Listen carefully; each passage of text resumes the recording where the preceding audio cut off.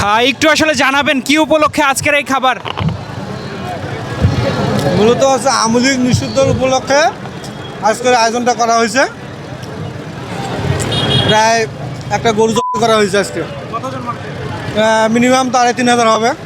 খাবার কেমন মজা হয়েছে? খাবার মজা হয়েছে, বাট মাংসের পরিমাণ খুবই কম, যারা ম্যানেজমেন্ট অতটা শৃঙ্খলার মধ্যে করতে পারে। দর্শক, বাংলাদেশ আওয়ামী লীগের কার্যালয়ের সামনেই চলছে ভুরি ভোজের আয়োজন। এখানকার স্থানীয় যে ব্যবসায়ীরা রয়েছেন তাদের উদ্যোগেই মূলত এই যে আয়োজন সেটি করা হয়েছে এবং পিনাকির সহযোগিতায় এই কার্যক্রম করা হয়েছে। কি খাচ্ছেন? ভাই খাচ্ছি খিচুড়ি, গরুর মাংস খিচুড়ি। এটা আওয়ামী লীগকে নিষিদ্ধ করা উপলক্ষে।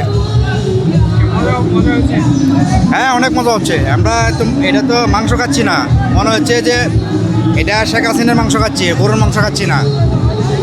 শুনলাম যে শেখ হাসিনার করা হয়েছে, তারপরে ওবায়দুল কাদের করা হয়েছে, শেখ রেহানার করা হয়েছে, আমরা এসব মাংসই খাচ্ছি। যে আওয়ামী লীগ নিষিদ্ধ করছে তার উপলক্ষে আওয়ামী লীগের কার্যালয়ের সামনে বড়ি পুজোর আয়োজন করছে এনসিপির পক্ষ থেকে। এটা আজকে স্পন্সর করছে পিনাকি ভট্টাচার্য। লাগছে গরুর মাংস, খিচুড়ি, আর এখানে তো ভালো লাগছে, মোটামুটি লোকজন আছে। এখানে কনসার্টও হচ্ছে, গান চলতেছে, ব্যবস্থা আর কি, সবাই এনজয় করতেছে। আজকে আমাদের বাঙালি সংস্কৃতির উচ্ছ্বাস এবং পরস্পরের মধ্যে হৃদ্যতা ও ভালোবাসা, এর মাধ্যমে আমরা এই অনুষ্ঠানটা দিয়ে জানান দিতে চাই আমরা মুক্ত হয়েছি।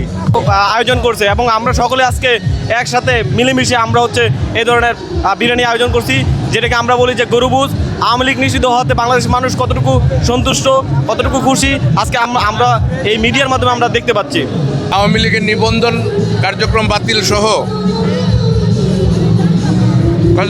সহ নিবন্ধন স্থগিত করা হয়েছে। এরই উদ্দেশ্যে জুলাই আন্দোলনে যারা আহত এবং শহীদ পরিবার আছে তারাই মূলত এই আয়োজন করেছে। আমরা আয়োজনের সাথে একাত্মতা পোষণ করে আমরা এখানে আসলাম। দীর্ঘ 17 বছর পরে মন খুলে এখানে দাঁড়াতে পারছি বা সবার সাথে কথা বলতে পারছি বা এখানে একটা প্রোগ্রাম হচ্ছে, এটা হচ্ছে নতুন বাংলাদেশের একটা উল্লেখযোগ্য একটা দিক।